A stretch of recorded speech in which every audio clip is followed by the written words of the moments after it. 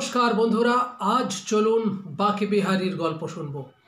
সাক্ষী গোপালের গল্প শুনবো। আপনারা যারা ভুবনেশ্বর গেছেন, আপনারা যারা পুরীতে গেছেন বা জগন্নাথ ধামে গেছেন, তারা সাক্ষী গোপালের নাম শোনেননি এমনটা হতেই পারে না।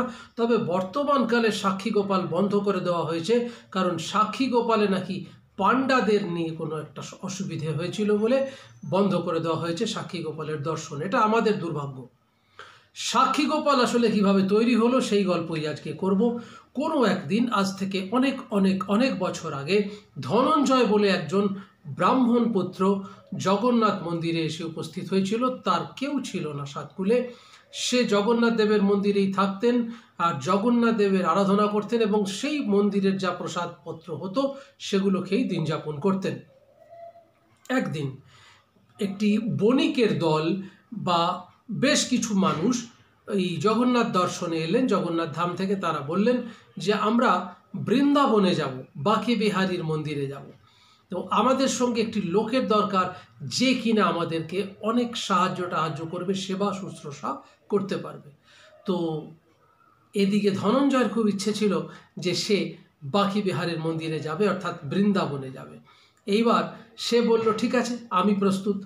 তো তখন সেই বণিক দল তাকে সঙ্গে করে নিয়ে দীর্ঘ পথ পায়ে হেঁটে সেই বৃন্দাবনে গিয়ে উপস্থিত হলো এবং ওই সেই ভগবান শ্রীকৃষ্ণের মন্দিরে গিয়ে দর্শন করলেন। এবার সবাই ভীষণ ক্লান্ত, কিন্তু ওই বণিক ভীষণ ভক্ত ছিলেন ভগবান শ্রীকৃষ্ণের। তাই বণিক ওই ধনঞ্জয়কে বললেন যে আমি একটু নাম সংকীর্তন করতে চাই এই রাত্রির বেলায়।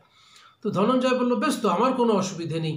আর এমনই পরিস্থিতি ছিল যে প্রায় কাঁধে তুলে নিয়ে ধনঞ্জয় ওই বণিককে মন্দির প্রাঙ্গণে গিয়েছিলেন, কারণ বণিকের আর হাঁটার ক্ষমতা ছিল না।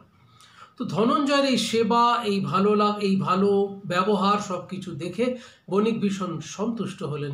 বণিক তখন বললেন যে জানো ধনঞ্জয়, এই বাঁকে বিহারীকে অর্থাৎ এই কৃষ্ণকে সাক্ষী রেখে তোমাকে আমি বলছি যে আমি ফিরে গিয়ে আমার কন্যার সঙ্গে তোমার বিবাহ দেব, অর্থাৎ আমার কন্যার জামাই হিসেবে তোমাকে আমি গ্রহণ করব।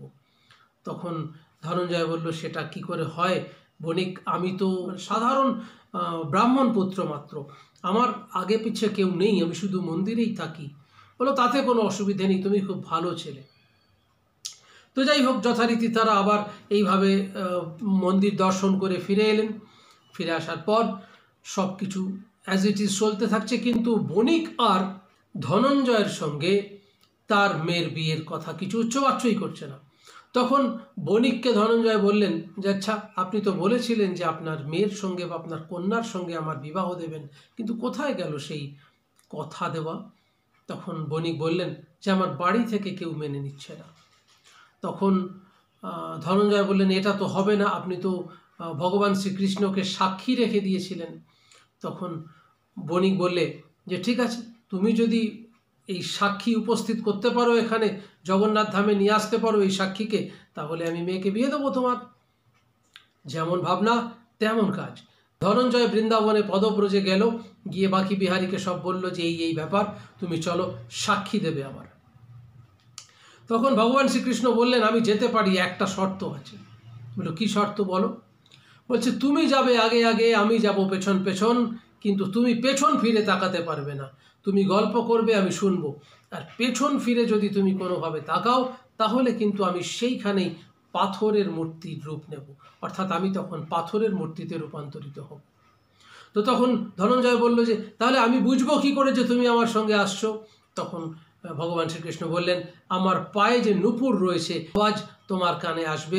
তুমি যখন দেখবে যে আমি যখন তোমার সঙ্গে যাব, তোমার সেই কানে আওয়াজ আসবে, নূপুরের শব্দ তুমি পাবে।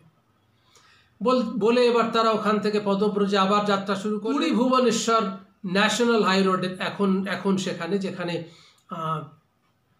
সাক্ষী গোপালের মন্দির মাত্র 27 কিলোমিটার দূর পুরীর থেকে। তো ওই জায়গায় এসে নূপুরের আওয়াজ ভগবান শ্রীকৃষ্ণ ইচ্ছে করে বন্ধ করে দিলেন।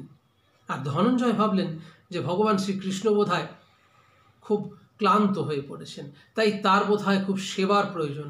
তৎক্ষণাৎ ধনঞ্জয় ঘুরে তাকালেন, আর যেই মুহূর্তে ঘুরে তাকালেন সেই মুহূর্তেই কিন্তু ভগবান শ্রীকৃষ্ণ পাথরের মূর্তিতে রূপান্তরিত হলেন। তো সেখানে তো কোনো মূর্তি ছিল না। ধনঞ্জয় ছুটতে ছুটতে এসে সবাইকে খবর দিলেন, সবাই গিয়ে দেখলেন হ্যাঁ সত্যি তো তাই, ভগবান শ্রীকৃষ্ণ তো এসছেন। সেই থেকে ওই যেহেতু সাক্ষী দেওয়ার জন্য গোপাল অর্থাৎ ভগবান শ্রীকৃষ্ণ এসেছিলেন, সেই থেকে সেই মন্দিরটির নাম হলো সাক্ষী গোপাল মন্দির। আশা করি আমার তথ্য আপনাদের ভালো লাগলো। আপনারা হয়তো অনেকেই এটা জানতেন বা হয়তো অনেকেই জানতেন না, সে জানুন বা নাই বা জানুন। যদি আপনাদের ভালো লেগে থাকে চ্যানেলটা সাবস্ক্রাইব করবেন, পাশে থাকা বেল বাটন ক্লিক করবেন এবং অবশ্যই লাইক শেয়ার কমেন্ট করবেন, এই অনুরোধটুকু রইল। আমি পরবর্তী ভিডিওর জন্য প্রস্তুতি নিচ্ছি, ততক্ষণ আপনারা দেখতে থাকুন, সঙ্গে থাকুন।